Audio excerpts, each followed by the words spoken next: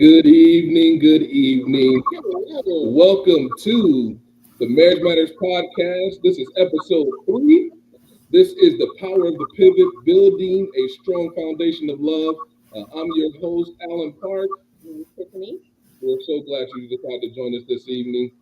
Before we get started, got a few acknowledgments. We want to give a shout out to our wonderful pastor, Dr. Lonnie Earl Anderson Jr., and also our Director of Women and Family Services, Sister Yvette Breckenridge. They are both awesome, and we are so thankful for your leadership. Absolutely. Thank you so much for your support and allowing us to do this. With us this evening, we have some very special guests. We have Reverend Melvin, Deacon Melvin. I know, right? Hallelujah. Thanks for joining us this evening. Glad to have you both. Thank you. Absolutely. So we're going to jump right into it. We don't have a whole bunch of time, but we'll get started. How did you two meet? Woo! How did we meet, baby? She's gonna tear me down on this one. I can tell you now. Go ahead. Yeah, we met at church through ministry. It was not necessarily a love. It was a wanting to choke the life out of him, kind of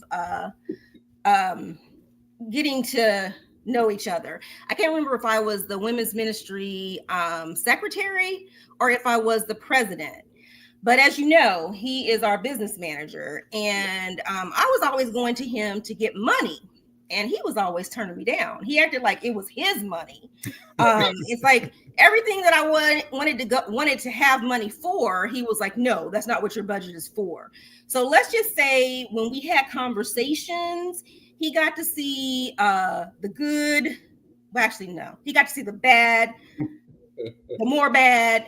And let's just say the words that were used were not hallelujah all the time when I talked to him. And so from our back and forth, our friendship developed. Yeah. Oh, I love this so much. I did not know that. And then she, at this point, she still say, "Yeah, you're the same as you were back then." Because I was gonna say, still won't give me any money. Yeah, well, not just me. He won't give anybody any money. So he does his job well. So Melvin, what happened where you said, you know what, I'm gonna ask her out, or I'm gonna figure out we're gonna go on a date or something? I don't know. I think it was just one of those things. We just started talking a lot more, and it just. She was on a trip someplace. I forgot exactly where they went to, but I think it just happened. I don't know exactly the moment that I said yes, but the friendship part of it was kind of, it was just like sudden. So it just, there wasn't anything between the time that we actually met and the time that we actually started dating, because of the fact that, we just had a great friendship at that point before, going into that. Can you tell us a little bit about your engagement story? Oh. Yeah. Excuse me. When was it? Well, it was. Well, let me take it back to when I first kind of knew that I fell in love with her, right? And I think I mentioned this before. I had surgery with prostate. I had prostate cancer, and I had surgery. And there was a big issue going on along with that. So it was supposed to be a turnaround 2 days in the hospital, and it turned out to be 9 days in the hospital. And the thing about that was that she was there that whole time. She was there for me. She actually stayed in the hospital with me during that time. And that's that time that I actually really felt love for her because of the support that she had for me then. Now, mind you, I did not want to get married. I had another priority. My biggest priority, to be honest with you, my biggest priority at the time was my mom, because she was really sick and going through some stuff. So I didn't want to, leave her for that. But after my mom passed, and I just knew how much of a support system she was, how much she was dedicated to the love that she had for me. I made up this whole lie about my oldest sister wanting us to take a video and send to her. And I decorated this bridge, and we walked across the bridge. And once we got to the other side where my sister was videotaping, my niece was playing some music. I went down on my knees and I proposed. That's so cool, man. That's very cool. Yeah. I knew it was good because she started crying. And I was like, oh, she must be. It was like, it was Mother's Day weekend, and we were actually headed to Indianapolis to see my mom. So when he's like, can you come to the bridge? I'm like, no, we need to get on the road. Yes. And then once we got there, he's like, I want you to walk down the road. Walk down the bridge and look lovingly into my eyes. I'm like, okay. And then he played the song, and I'm like, this is a really nice song. Had no clue. Yes. So you were totally shocked. You didn't know, you didn't have any inkling that this was happening? I had no idea, because it's like we had talked about it, but I just didn't know where he was, because like he said, he had just gotten over his mom passing, and I wanted to be a support. And so when he did it, it was a total surprise. And then to have his sister and his niece there in on it, it just took me by surprise. Yeah. Off guard for sure. Yeah. That's very cool. Now, I know you guys got married in 2021, so your planning happened during the pandemic. So I'm sure there were some things that you all wanted to do that probably didn't happen. Talk to us a little about your wedding planning and how you had to really pivot during the pandemic. I was going to say, we really, once he proposed, we knew we wanted to get married, but we didn't plan a big wedding. Truth be told, and even Pastor Reb doesn't even know this, we were going to go to him and say, hey, can we come to the church and we just go down front and you marry us?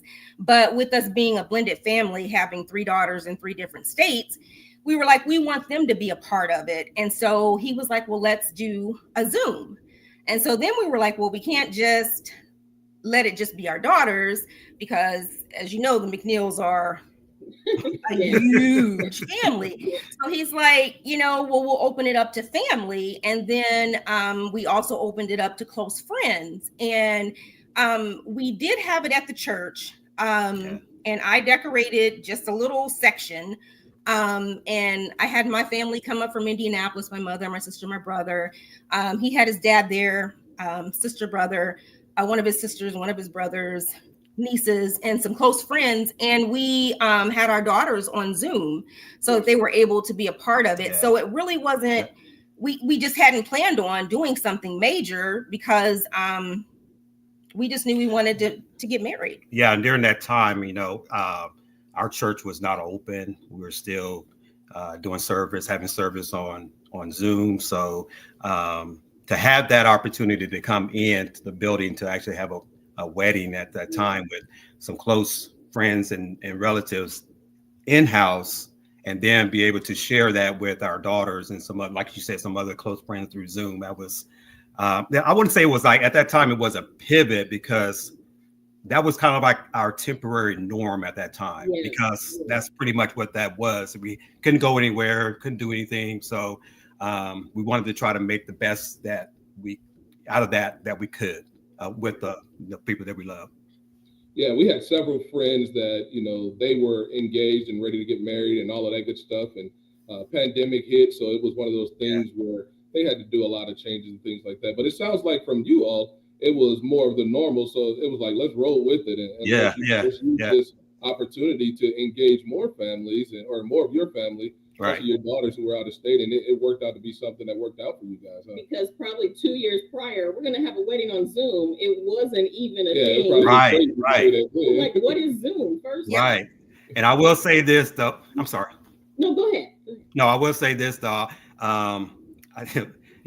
Marcus, which is our IT guy, we kind of pulled him in. He was here just to, I think, maybe take pictures, something simple that I had him there. I think it was sound, and I pretty much had him doing a lot of stuff for us to help to make sure that this Zoom wedding was good, and plus him videotaping everything at the same time. So I got to give a shout out to him for that too, because that really helped us out a lot for. Yeah, that's very cool. That's very cool. When you think back to your day, what was some of the biggest takeaways that you all had from your wedding and going to that format, I guess? And because I also want to say, because you probably didn't have everyone there if it had been an ideal circumstance, your daughters, your family, your dad, you didn't have everyone there in person. What did you realize is the bottom line when you two are joining in matrimony? Like, what? We don't have this and this, but we have each other and we have a pastor. Yep, you said it.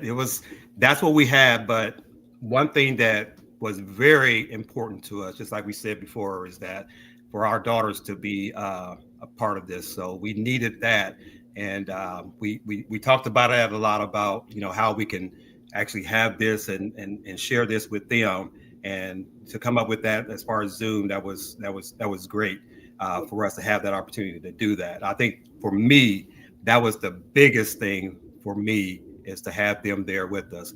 I plus was having my dad, my brothers and sisters, her mom and her siblings there, and some of our close friends that was there as well. That was a plus, that they were able to be in the building as well. So that was my biggest takeaway. And also because I choreographed everything. I choreographed the step. I choreographed. Yeah, it was pretty his good. moment to shine. I shined. I did good. Getting to that, it's like, my takeaway was, you can do anything, even with a small amount of time, if you're doing it for the one you love. And so he coordinated our walk down the aisle. It wasn't just a walk. I decorated it, and I did it all myself the night before. I was so tired, but it was something about doing it myself, knowing that our daughters would see it, our family would be there. I just wanted it to be all us. And so the day of, like I said, I chose the song, and he literally choreographed our walk. And when I say he choreographed, like, if I wasn't on point, it was be fired that day before she even got married. Yeah. So yeah, I think, like, my biggest takeaway is no amount of time. It doesn't matter the amount of time that you have, as long as you are going to be doing it with the person that you love, for the people that you love. Yeah. That's awesome, man. That's really cool. Melvin, I got to ask, man, what made you want to, coordinate everything? Is that just something that's just in you, or? Yeah, because I just did not want to walk down. I thought, oh, wow, there's a nice little beat. We can do this. We can do that. She's like, it's too late. We don't have time for all that. Yes, we do. We're going to do it. So I think it was just in me, man. I just wanted to have something nice that her and I can do. And I wish I was able to sing, and I could have sung that song to her. She stopped me. We let John Legend do it. We let John do what he does best, and what he's paid for, and what his skill set is, and all of the above. That's very cool. And Channin, most women, they're not gonna turn everything over to the husband and plan that wedding. What was that? And it goes back to, I trust him with everything. I know that he's not going to do anything subpar. I think we both are anal that way. He didn't step in on the decorating. I didn't step in on the choreographing of our walk down the aisle. I did get to pick the song. So when I saw what he did, I knew he was doing it out of love.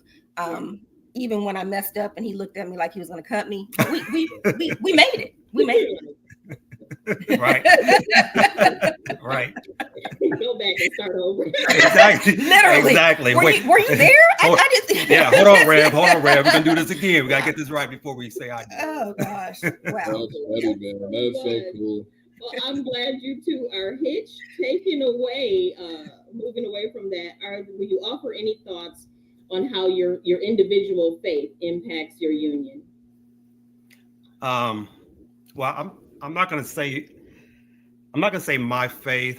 Well, my faith does impact, but I do love hers. And I wanted to tell her this the other day, but this is a good time to say this. I love how much she loves God. I love the fact that she does trust in prayer, and her prayer life is very strong. And she knows a lot of times when we go to bed, we try our best to pray every night. And the other night, I was tired, and I laid in the bed. I wasn't ready to pray. I just wanted to go to sleep. She comes in, she sits up there, and she starts to pray. And I'm listening to her, but I'm in the back of my mind, I'm like, please make it short so I can go to sleep. I'm being honest. Please make it short so I can go to sleep. I am tired. But she took it upon herself to ensure that she pray over us for that night. She prayed over our kids like we always do every night. We pray over our family, our church, and she had this long prayer for God to cover us and our family. And that's what I love about her and her faith. And because she will make sure that whatever is going on, we're going to get a prayer in. And I appreciate that. Even at times like that, when I'm very tired, I don't feel like she's going to get that in there. So I do appreciate her for that. Even though I was like, oh, please hurry up. I needed that. Yeah. And she does. That part, I do feel like it's strong in our relationship as far as faith is concerned. Yeah, I believe in speaking over your significant other, whether they're there or whether you do it, in the car, driving to work, because that's your job. That's your ministry, is to cover him and to make sure that he's able to go out and take on the world, because he's getting hit on every side. He's got 27 jobs like a Jamaican. So, I got to make sure that he's covered and that he comes home in one piece, and that home is the sanctuary where we shut it all off and we're able to just enjoy being together. So I could not pray for him. Yeah, I love it so much. Yeah, that's awesome. That's really cool. If you had to think about what do you both enjoy or love about being married to each other, what would you say that is? That's the best thing about being his wife and having her as your bride. I love it. That food. Oh, good Lord. No. I think she would say the same on this. It's our friendship. We have a great friendship. We communicate well. Now, I will say this, that sometimes our communication are bouncing back at each other, but we do communicate well. We do talk a lot. It's just that I think that the bottom line for us is the friendship. We look at that as being very, very important on how we are building our relationship, and how our relationship has been built is on friendship. So for me, that's key. I think friendship is vitally important. It's a great building block, because you have to know that you like the person. We love to laugh. I have a loud laugh. And I love to make him laugh, because he can have this exterior of being serious, but when I can get him to laugh, then I know I've done my job. Yeah. And just knowing that I'm able, no matter what goes on out in the world, I look forward to coming home and seeing him. We may not even talk. We may just sit on the couch and watch TV and text each other from. And our kids are like, "You guys don't really do anything," and it's like, no, we're okay with just it being us, just chilling out on the couch, just going to get some movie theater popcorn. We just like being together, and it doesn't mean that we have to talk all the time. But we just like being in each other's presence, and communication is important. We communicate differently. Our love languages are different, but we try and make it a point to meet the other where they're at. Yeah, that's important. That's very cool. I love it. Very cool. What is your favorite piece of marriage advice that you've either received or that you would give to someone? Your favorite piece of advice for getting through life as Mr. and Mrs. Getting through life. For me, I will have to say, I do not try to change the other person. I'm gonna tell you, there's some things that I can't stand about her, and some things that she can't stand about me. I'm serious. But I'm not gonna go to her and say, listen, you need to change this part of you, because that's just who she is. I have more love about the things that she does and who she is than I do the things that I can't stand about her. And I can't, that was hard, wasn't it? I can't stand. Oh my God. I'm sorry, but you know what I meant. But I have more of that, and the things that I don't like, or it may not, may not sit well with me. I'm trying to calm it down a little bit for my language. But those things, I don't want to change and force her to change. I can just like she said earlier, just meet her where she's at. And I want to make sure that, she doesn't walk around on eggshells with me. The other day, I'm going to use this for example, and we talked about this yesterday.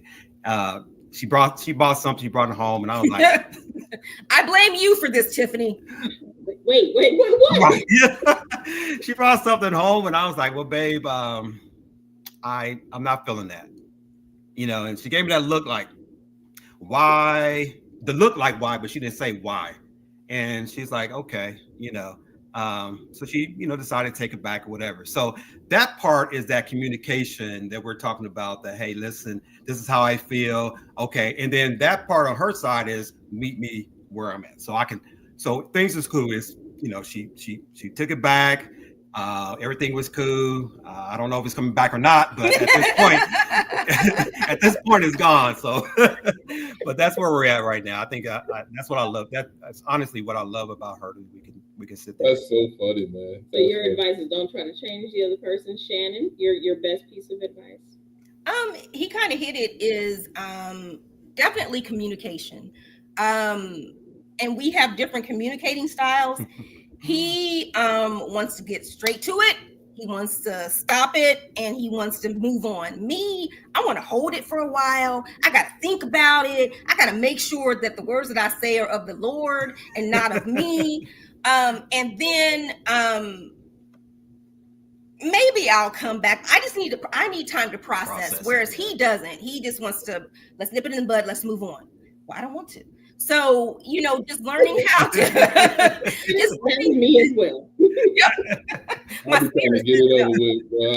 Hey, whatever this is, let's talk about it now so we can get right. I'm gonna sit in this for a minute. I'm not saying it's healthy. I'm just saying it's true for me. It's our truth. Okay, we can talk about this and be done. I'm gonna be upset. I'm gonna sit with this for a little while, good or bad. And he's like, you can sit with it, but I've moved on. And I'm like, I don't care. I'm taking 3 days. I got a few fun questions for you guys. We got a few minutes left. If you could relive any moment in your marriage, what would it be? Ooh. Ooh, go girl. If any moment in our marriage, ooh. Wow. That's a good question. It is. That's a good question. I don't know what my answer would be. I know. I'm like, huh? Hey, I got one for you. Okay. Everything up to this point, I would never want to relive it because I love her and I don't want that to change. Man, you messing up the questions.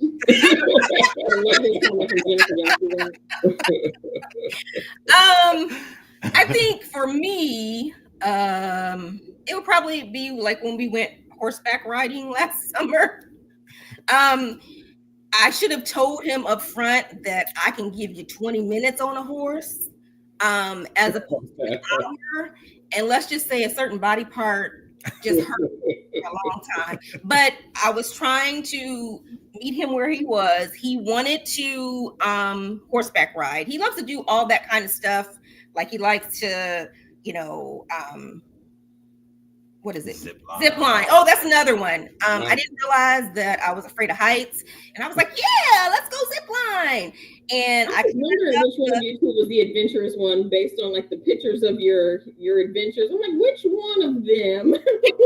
It depends on what it is. But like he likes to, go out and swim in the ocean with creatures and, zip line. And I'm like, can I sit on the beach and just eat a chip and wave at you?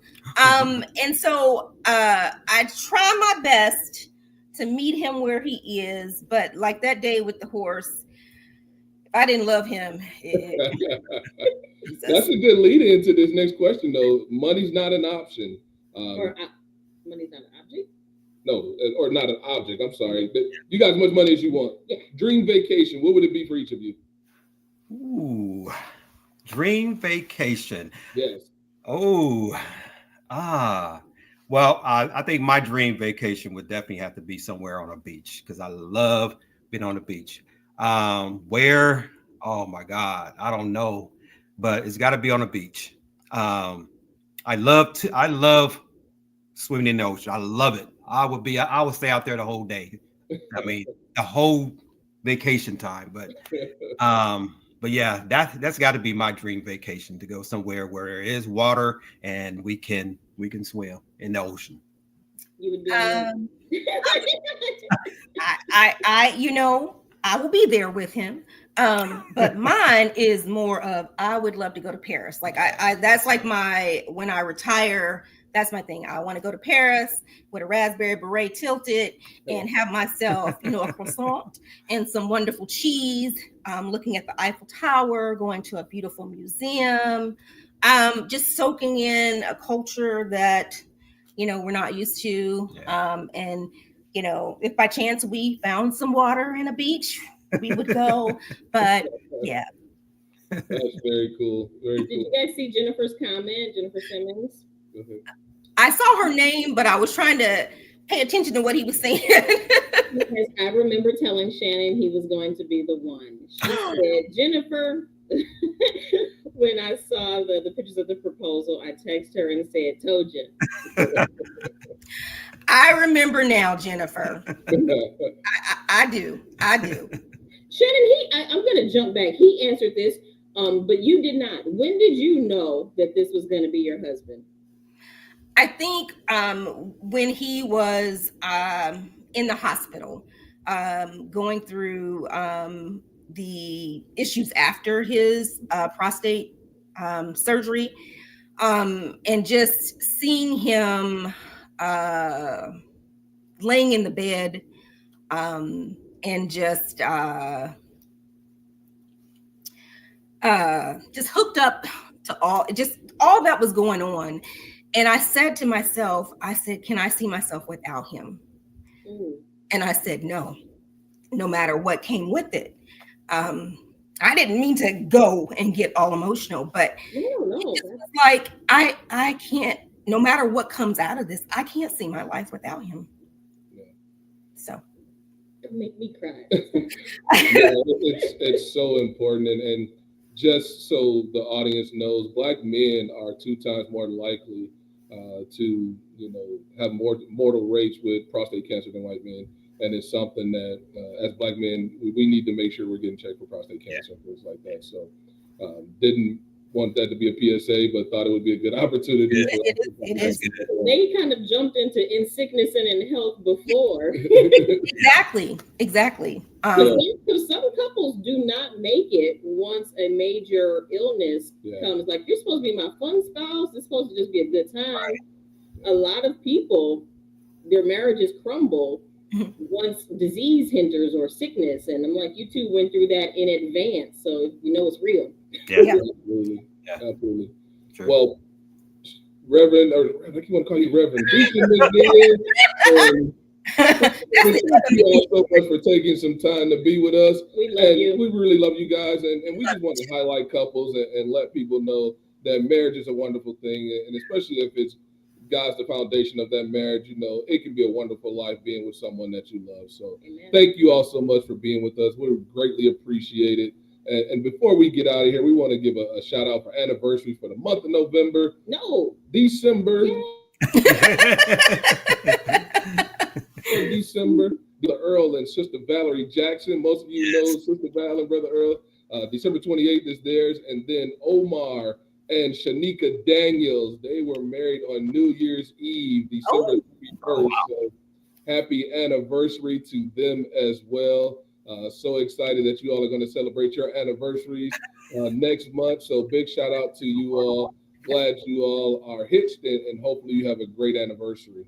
Ladies and gentlemen, thank you all for joining us. We do have our Love's Giving event that's coming up this Sunday. This Sunday, November 24th, right? Yes. Yes, November 24th. After church, 2 p.m. We'll be here at the Parks residence. If you don't know where we live, come see us, and we'll make sure we get you the address, or shoot a text, email, something like that. But you can feel free to email us at themountainmarriageministry@gmail.com, and we'll shoot you that address, so that way you're good to go. But again, and as always, if you need a church home, we would love to see you at Mount Pisgah Missionary Baptist Church. We meet on Sundays at 9:15 for Bible study, Sunday school, and 10:30 for corporate worship. Yes. And we have 3 opportunities for Bible study throughout the week. Please see us or inbox our church's account if you need to get hooked up with us. We would love to meet you. Absolutely. Again, thank you all for joining us. Thanks again to the McNeils for joining us. Yes. We will see you all again next month. Have a wonderful evening.